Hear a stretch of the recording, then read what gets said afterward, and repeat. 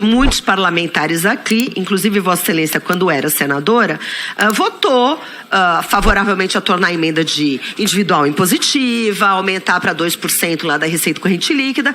Minha pergunta é, se tem 50 bi de emendas em poder do Congresso, como você enxerga esse protagonismo do Congresso Nacional, de 50 bi do orçamento, de uma fatia do discricionário que já é pequeno, que já está espremido, completamente sem critério? O que o Ministério está pensando para isso? A deputada também fala das emendas parlamentares. Bom, essa é uma decisão política, né, uma decisão colegiada. Eu só diria que 50% dela é destinada para a saúde, né, e qualquer possível fraude que porventura pode acontecer, e é natural, né, que muitas vezes até os parlamentares não conseguem lastrear. Eu sei da boa vontade, interesse de ajudar, mas os parlamentares colocam na mão de prefeitos, né, de governadores, e não tem o controle. Como é que se faz o controle disso? O Ministério do Planejamento não tem capacidade nenhuma. Nós nem podemos, constitucionalmente falando, rastrear essa emenda até a ponta, até a execução. Para isso nós temos os mecanismos do Tribunal de Contas Estaduais, algumas capitais dos Tribunais de Contas do município, Ministério Público, Ação Popular, Ação Civil Pública, Câmara de Vereadores e tudo mais para poder... podemos aperfeiçoar? Podemos, mas isso é uma decisão coletiva dos parlamentares.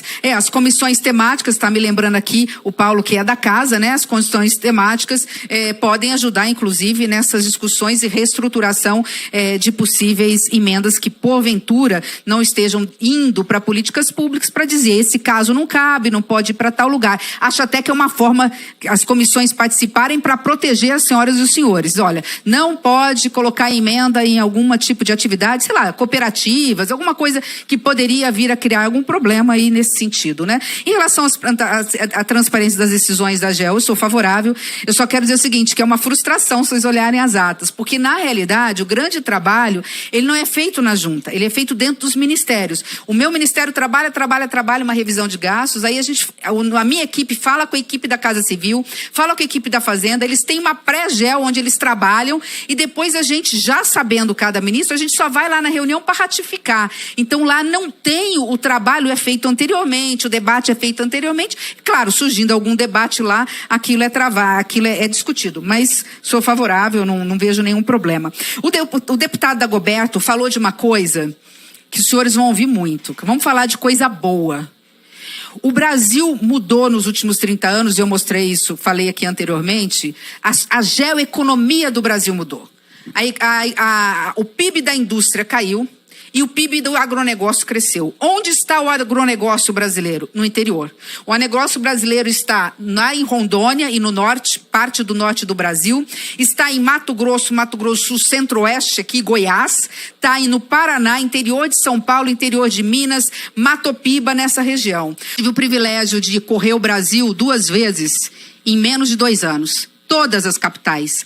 Andei todo o Brasil, né? O Brasil sempre tem a capacidade de nos surpreender. Algumas pessoas perguntam assim, o que mudou no Brasil? Eu falo, mudou tudo, né? O Brasil tem uma capacidade de resiliência, a economia brasileira está cada vez mais diversificada, o que faz com que quando a indústria não comparece, tem o agronegócio lá do Mato Grosso, do senador Jaime contribuindo, quando vem uma pandemia, ou uma calamidade pública, ou uma chuva lá no estado dele, que produz quase 25% todas as commodities brasileiras, outros estados vêm com o setor de serviços aquecido e tudo mais. Então, assim, o meu otimismo vem da certeza de que, junto com o Congresso Nacional, nós estamos, ainda que não como gostaríamos, avançando em políticas econômicas, macro e microeconômicas fundamentais. É verdade, e Vossa Excelência tem total razão, e tem a minha impaciência também nesse sentido, que quando se fala do fiscal, as coisas caminham mais devagar. Não só neste governo, em todos os governos,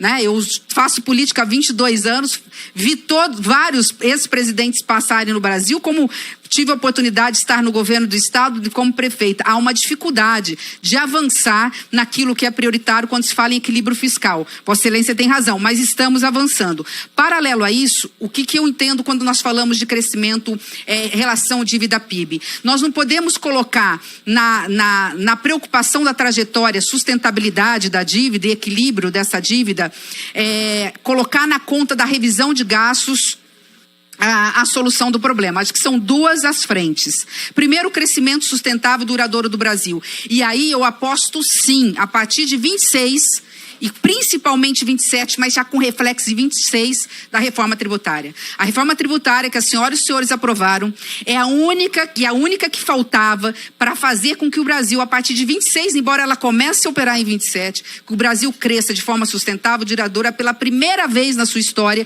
porque quando analisamos o crescimento do Brasil nas últimas 4 décadas, nós temos, lamentavelmente, que dizer que o Brasil cresceu a média de 1% ao ano. A reforma tributária sozinha vai ter a capacidade de fazer esse crescimento de 0,7%, 0,8%, em alguns casos até 1% ao ano, sozinha, só com a reforma tributária que as senhoras e os senhores vão regulamentar. Então, o crescimento, a reforma tributária me traz esse otimismo, a diversidade da economia me traz esse otimismo, os projetos que o Congresso Nacional está aprovando, não só com a macroeconomia, Vossa Excelência foi muito feliz, realmente o Congresso foi parceiro do governo do presidente Lula, isso não é segredo e o ministro da Fazenda gosta de reforçar. A própria relatoria de Vossa Excelência foi fundamental, mas aliado a isso, nós tivemos uma série de votações no Congresso Nacional que envolvem a microeconomia e que vão lá na ponta, que atingem setores que são responsáveis pela geração de emprego e renda. Fruto disso, eu não vou me delongar nessa primeira pergunta, já indo para a segunda.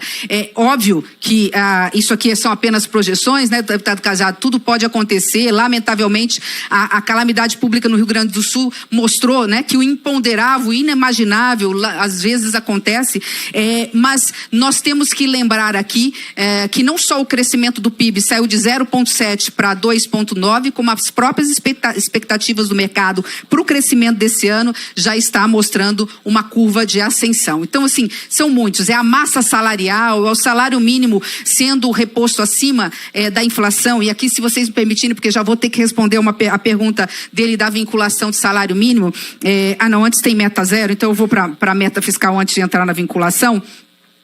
Em relação ao déficit, a meta zero, a equipe econômica do governo do presidente Lula não está trabalhando com a banda superior nem com a banda inferior. Nós estamos mirando meta zero, tudo mais constante, ainda que, e Vossa Excelência tem razão, contando com alguns créditos extraordinários esse ano, porque a pergunta foi relacionada à meta desse ano, nós miramos meta zero.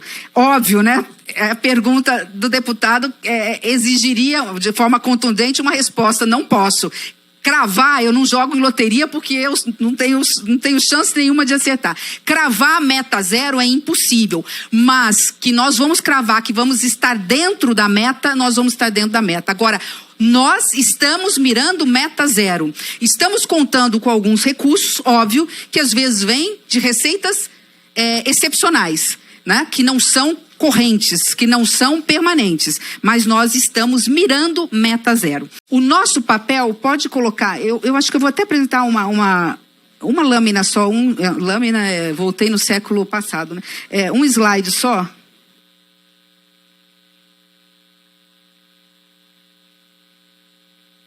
Aqui, eu vou dar o exemplo aqui do Fundeb. Eu vou dar o exemplo. Nós acabamos de sair do Tribunal de Contas e nós vimos exatamente os números oficiais, e nós temos um grande dado disso, que o déficit previdenciário de 2023 foi da ordem de 428 bilhões.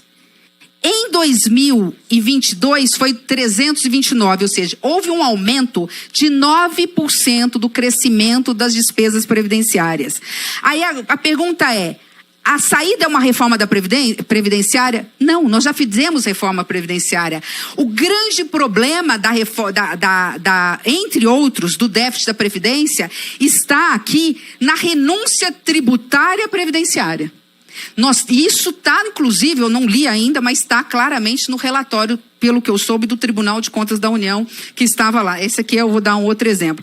Então, nós temos sim que nos debruçar na análise dos números, o que está impactando, e aí vem a última pergunta de Vossa Excelência.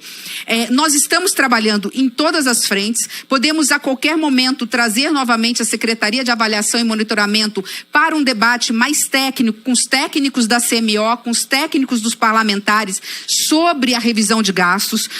São primeiros 3 eixos da revisão de gastos, no eixo vertical, no eixo que tem a ver com essas 2 perguntas e a última do deputado. Agora, o principal, para não deixar passar aqui o discurso e a mensagem política, qual é o papel do Ministério do Planejamento e Orçamento? Ainda que eu não concorde com aquilo que eu anuncio, eu não posso me refutar a colocar. Por exemplo, há uma discussão, e eu sei que o posicionamento do deputado Cajado, se a Previdência é o maior problema dos gastos brasileiros, aliado às renúncias fiscais, e isso o Tribunal de Contas mostrou muito claramente, são números, qual é o grande problema das despesas do Brasil? Se nós pudéssemos escolher as 2 principais, a vinculação que as despesas têm em relação ao orçamento brasileiro, especialmente Previdência Social e as renúncias fiscais, que estão passando de 600 bilhões. Dito isso, nós temos que trabalhar, estamos trabalhando na análise desses gastos, não só onde há fraude, não só onde há erro, mas também analisando uma modernização dessas vinculações.